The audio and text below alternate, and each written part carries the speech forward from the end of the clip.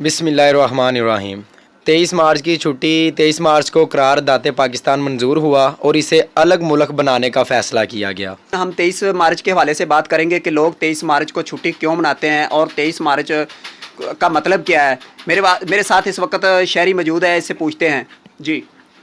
बिस्मिल्लाहिर्रहमानिर्रहीम।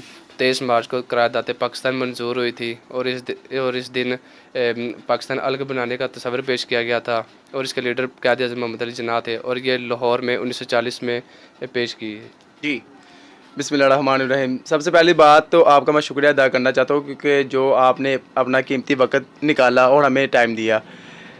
दरअसल 23 मार्च ये वो दिन है जिसमें यानी कि पाकिस्तान और बंगाल की तकसीम हुई। ये तकसीम 1905 में हुई और ये मनसूख 1911 में हुई। ठीक है, उस टाइम हमारा यानी कि जो बड़े सगीर का लीडर था वो मोहम्मद अली बोगरा था।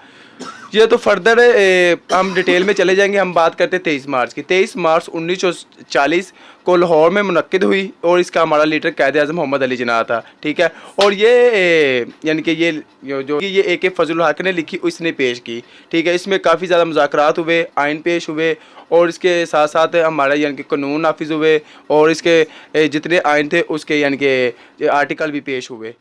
जी, थैंक यू वेरी मच।